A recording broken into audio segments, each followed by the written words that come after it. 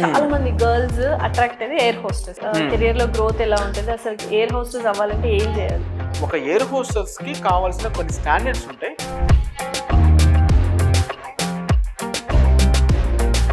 So ఈ domestic and international air hostess అవ్వాలంటే వాటికి కూడా ఏమైనా కేటగిరీస్ ఉన్నాయంటారా? డిఫరెన్స్? మేము ఖతారు, లుఫ్తాన్సా వీళ్ళకి పంపిస్తాము, and IndiGo, SpiceJet, air India వీటికి పంపిస్తాము. సాఫ్ట్వేర్ అంటే ఇమీడియట్ గా ఇప్పుడు ఇంత వచ్చింది ప్యాకేజెస్ గురించి మాట్లాడుకుంటూ ఉంటారు. అవును. ఎలా ఉంటాయి సాలరీస్ అసలు? ఒక బ్యాచ్ లో ఒక పిల్లోడికి 40,000 వచ్చే ఒక కంపెనీ వచ్చింది. ఇంకొక పిల్లోడికి 1,50,000 వచ్చింది. ఇంకొక పిల్లోడికి 15,000 వచ్చింది. ముందు జాబ్ వచ్చింది.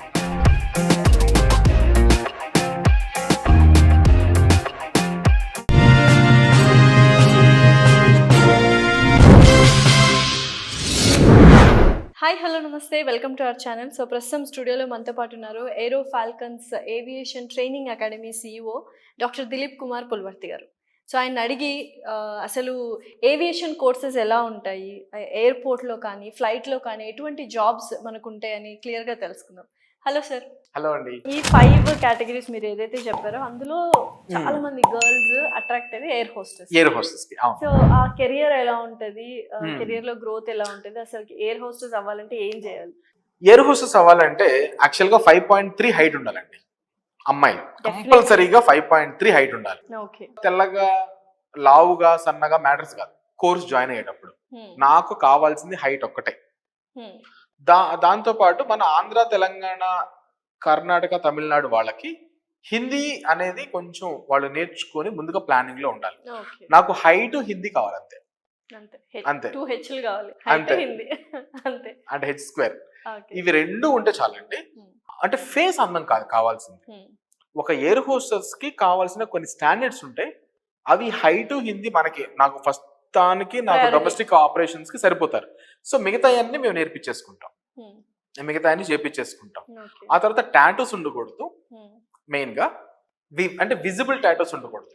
అంటే మనం వేసే డ్రెస్ లో ఆ టాటూస్ అనేవి కనిపించకూడదు. దాంతో పాటుగా స్కార్స్ అంటారు, మార్క్స్ ఉంటాయి కదా. అంటే ఒక కత్తితో ఏదన్నా బ్లేడ్ తోనో లేకపోతే ఎక్కడన్నా పడో మార్క్స్ ఉంటాయి, అవి కనిపించకూడదు. అంటే కాలిన మార్క్స్ ఉండకూడదు చేతులకి, కాళ్ళకి. అంటే విజిబుల్ బాడీలో కాలిన మార్క్స్ ఉండకుండా నీట్ గా ఉండాలి. స్కిన్ టోన్ అనేది నీట్ గా. మీరు ఎవరైనా స్టూడెంట్స్ అవ్వాలి అనుకుంటే వాళ్ళు ముందుగానే 10th నుంచో ఇంటర్మీడియట్ నుంచో కొంచెం ఆ స్కిన్ టోన్ ని జాగ్రత్తగా చూసుకోవాలి. కానీ ఆ ఏజ్ లో ఉన్న పిల్లలకు కొంచెం పింపుల్స్ వస్తూ ఉంటాయి. సో దాని గురించి ఇబ్బంది ఏం పడవసరం లేదు. బట్ ఏదో ఒక సినిమాలో మీరు చూసినట్టయితే ఎయిర్ హోస్టెస్ అంటే కాలిపోయిన అమ్మాయి ఎయిర్ హోస్టెస్ గా ఉంటుంది. ఇట్స్ ఇంపాసిబుల్ అంటారు. అంటే ఇప్పుడు మనమే ఉన్నామండి, సడన్ గా బాన్స్ అలా చూడంగానే మనకు ఒక లాంటి భయం వేస్తుంది. కరెక్ట్. అది ప్యాసింజర్స్ కి ఇంపాక్ట్ కాకుండా ఆల్రెడీ ఫ్లైట్ అంటేనే ఒక భయంలో ఉంటారు. అది ఒక ఇంపాక్ట్. అంటే వాళ్ళు అంటే ప్రతి ఎయిర్లైన్స్ కి స్టాండర్డ్ ఆపరేషన్ ప్రొసీజర్ అని ఉంటుంది. దాన్ని బట్టి వాళ్ళు చూసుకుంటారే కానీ అది సినిమాల్లో చూడొచ్చు కానీ బట్ రెగ్యులర్ లైఫ్ లో అంటే చాలా మంది అంటే సినిమాలు చూసి కూడా లైక్ ఇన్స్పైర్ అవుతారు. ఇది కూడా ఉంది, so why can't we go to that అంటారు. సో అందుకనే అడుగుతున్నా. బట్ ఏంటంటే ఎవరో తీసుకుంటారు ఒక కంపెనీ కోసం అని నేను పిల్లల్ని హోప్ ఇవ్వలేను. ఆ ఒక్కడే తీసుకోవట్లేదు, లేదా ఆ ఒక కంపెనీ తర్వాత తీసేస్తారు అనుకోండి, ఈ పిల్ల ట్రైనింగ్ అయిపోయి లాస్ట్ వచ్చి ఎవరో తీసేస్తారు అనుకోండి, టైం వేస్ట్ కాదు. ఆ టైం వేస్ట్ అవుతుంది. మళ్ళీ నాకు కట్టిన ₹1 అనేది వాళ్ళకి ఉపయోగం ఉండదు ఫస్ట్. అందుకని నాకు ఎందుకు అవసరం లేదు, ఇది ఒక్కటే చూసుకుంటాను. ఇది కాకుండా ఇక దేనికి కూడా హైట్ వెయిట్ దేనికి అవసరం లేదు. సో ఈ domestic and international air hostess అవ్వాలంటే వాటికి కూడా ఏమైనా కేటగిరీస్ ఉన్నాయంటారా? డిఫరెన్స్ కేటగిరీ కోర్సెస్ లో కానీ? అంటే మనం ఇచ్చేది ఇంటర్నేషనల్ స్టాండర్డ్స్ ఇచ్చేస్తాం. బట్ ఏంటంటే డొమెస్టిక్ లో easily they will get the opportunities first basic గా. ఇప్పుడు నేనేమనుకుంటానండి, ఒక ట్రైనర్ గా ఇంటర్నేషనల్ స్టాండర్డ్స్ నేర్పిస్తున్నాం, దాంతో వీళ్ళకి ముందు జాబ్ రావాలి. అది డొమెస్టిక్ లో రాని, ఇంటర్నేషనల్ లో రాని. సో దట్ మేము ఖతారు, లుఫ్తాన్సా వీళ్ళకి పంపిస్తాము, and IndiGo, SpiceJet, air India వీటికి పంపిస్తాం. బట్ వాళ్ళు పెంచుకున్న సెల్ఫ్ స్కిల్స్ ని బట్టి కొంతమంది డొమెస్టిక్ కి సెలెక్ట్ అవుతారు, కొంతమంది ఇంటర్నేషనల్ సెలెక్ట్ అవుతారు. ఈ అమ్మాయి డొమెస్టిక్ సెలెక్ట్ అయింది, నేను సెలెక్ట్ కాలేదు అని ఫీల్ అయ్యే వాళ్ళు ఉంటారు. నేను డొమెస్టిక్ అయ్యాను, ఈ అమ్మాయి ఇంటర్నేషనల్ అయిందని జలస్ ఫీల్ అయ్యే అమ్మాయిలు ఉంటారు.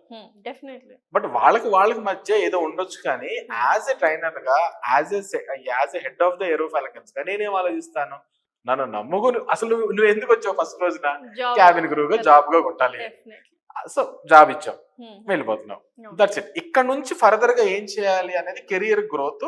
మేము వీళ్ళకి టచ్ లోనే ఉంటాము, వీళ్ళు మమ్మల్ని అడుగుతానే ఉంటారు ఫర్దర్ గా ఎలాంటి స్టెప్స్ వేయాలి, ఎలా ముందుకు వెళ్ళాలి అనేది ఎప్పుడు లైఫ్ లాంగ్ ఉంటది అనమాట. నెక్స్ట్ డెసిగ్నేషన్ ఏమైనా ఉంటుందా ఎయిర్ హోస్టెస్ వాళ్ళకంటే? ఇంత టైం పీరియడ్ మీరు వరకు వాళ్ళ ఒక క్యాబిన్ ఫ్లైట్ లో మీరు చూస్తే junior cabin crews, mid level cabin crews, senior cabin crews ప్రతి దాంట్లో ఉంటారు. చాలా మంది ఏమనుకుంటారంటే ఏదో ఒక 4-5 ఏళ్ళు పనిచేస్తే అయిపోతుందిలేమో, తర్వాత తీసేస్తారేమో అనుకుంటారు.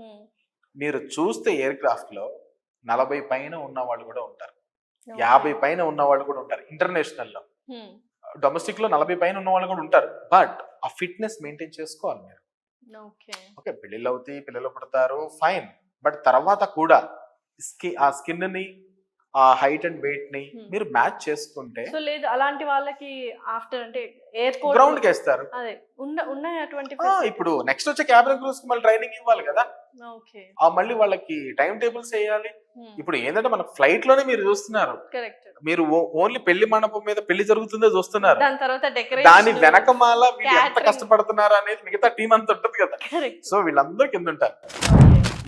సో ఆల్మోస్ట్ ఒక 1 year పట్టదు ఈ కోర్సెస్ అన్ని కంప్లీట్ చేసుకొని క్యాంపస్ సెలెక్షన్స్ రావడానికి. ప్రతి మంత్ జరుగుతూనే ఉంటాయండి క్యాంపస్ డ్రైవ్స్ అనేవి. వాడు కంపెనీ వాడికి సంవత్సరానికి ఒకసారి అవసరం లేదు, మంత్లీ కావాల్సే ఉంటుంది. సో ఇప్పుడు ఎంత చేసినా at the end of the day ఎన్ని కోర్సులు చేసినా ఫస్ట్ ఆలోచించే శాలరీ గురించే. అది హైక్ అవుతుంది. ఇప్పుడు సాఫ్ట్వేర్ అంటే ఇమీడియట్ గా ఇప్పుడు ఇంత వచ్చింది ప్యాకేజెస్ గురించి మాట్లాడుకుంటూ ఉంటారు. ఎలా ఉంటాయి శాలరీస్ అసలు ఏవియేషన్ లో? వరస్ట్ కేసులో 20 ఉంటుందండి, బెస్ట్ కేసులో 1.5 దాకా ఉంటుంది. 1.5 డెఫినెట్లీ. అది కంపెనీ టు కంపెనీ వేరియేషన్ ఉంటుంది. ఓకే. సో ఇప్పుడు ఉన్న 48 కంపెనీస్ లో 20,000 ఇచ్చే కంపెనీలు ఉన్నాయి, 1,00,000 ఇచ్చే కంపెనీలు ఉన్నాయి.